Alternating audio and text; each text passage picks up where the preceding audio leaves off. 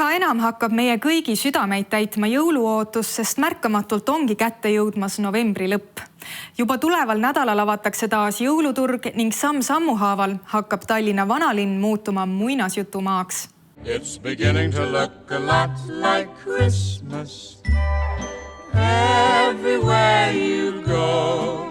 Take a look in the 5 and 10, glistening once again, with candy canes and silver lanes aglow. Kui soovid kogeda tõelist jõulutunnet, siis tasub tulla Tallinnasse, sest õige pea muutub vanalinn taas tõeliseks muinasjutumaaks. Sel nädalal saabus Raekoja platsile juba jõulupuu, mitmed tänavad, hoovid ja vaateaknad saavad peatselt kaunistatud jõulutuledega ning kohvikutest ja restoranidest saab tunda sooja piparkoogi ning lögihõngu. Kas teie juba ootate ka jõule? Muidugi ootame, kes meist ei ootaks. Lapsepõlv ja muu kõik tuleb meelde, ikka. Mina ootan väga jõule, ma olen jõuluusku inimene. Ja mis teis selle kõige ehedama jõulutunde tekitab? Eks see, mida silm näeb ja süda tunneb, et minu jaoks on väga oluline lumi ja kogu see ilmastik, et meil on juba väike märk antud, et äkki ka see aasta tulevad jõulud valged. Ja loomulikult siin Raekoja platsil toimub jõuluturg, et seda me lastega ka väga ootame. It's beginning to look a lot like Christmas. Muinasjutuline Tallinna jõuluturg Raekoja platsil avatakse juba järgmisel reedel 25. novembril. Pealinna vanim väljak on jõuluajal kahtlemata nii linnarahva kui ka külaliste lemmikpaik. Suurbritannia üks populaarsemaid reisiajakirju Wanderlust tunnustas Tallinna linna teise kohaga Euroopa kõige ihaldusväärsema linna kategoorias.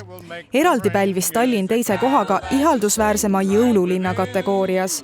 Ei ole kahtlustki, et just jõuluturg toob siia külalisi 7 maa ja mere tagant. Üle maailma ikkagi sõidetakse kohale ja kõik see tuledes ära ja selline mõnus atmosfäär, mis siin tekib, nii et jõulutunne on absoluutselt igale ühele garanteeritud. Selle aastane jõuluturg pakub rohkesti rõõmu ja oleme ka pikendanud turu avamisaegu, et kõik linnakodanikud jõuaksid ka peale tööd tulla siia jõulurooga siia maitsma ja üldse seda melu ja seda atmosfääri siin nautima. Jõulud on maiustamise aeg ja esmakordselt seab turulend sisse magusamaja, mille leiab lausa lõhna järgi üles. Koha peal küpsetatakse suuri kaneeli, kardemoni saiakesi. On saadaval ka ekleere, pontsikuid, nostalgilised kurepesad, see loetelu on nii pikk ja igaüks leiab siit kindlasti midagi huvitavat.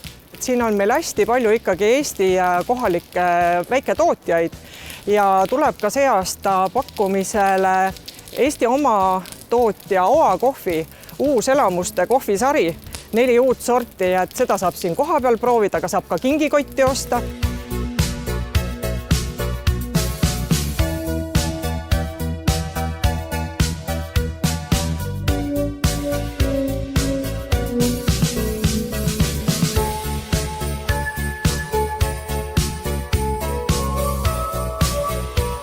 Sel aastal saabub Raekoja platsile ka kaua oodatud jõuluvana, kes jääb lapsi ootama kuni jõuluturu lõpuni. Nii nagu iga aasta kutsub kesklinna valitsus tänavugi kõiki eraisikuid ja äripindade valdajaid oma vaateaknaid advendi ja jõuluajale kohaselt dekoreerima ja illustreerima. Juba homme algab taotluste vastuvõtmine. Tuleb ka selline konkurss, et parimatele kindlasti vaateakendele tulevad ka auhinnad. Jõulutunde loomine.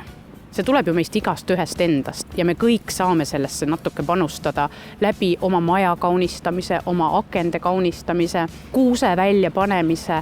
See kõik tegelikult annabki seda maagilist jõulutunnet.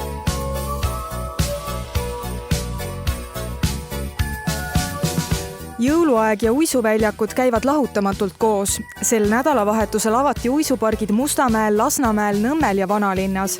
Kohale oli tulnud palju särasilmseid ja rõõmsaid inimesi. Ma arvan, et see on selline tore viis, kuidas stressi maandada, uisutamine ja selline hästi lõbus aja viitmise viis. Väga mõnus oli, et see mõned krobedad kohad olid, aga muidu oli päris okei, kui olid juba kaua uisutanud siin.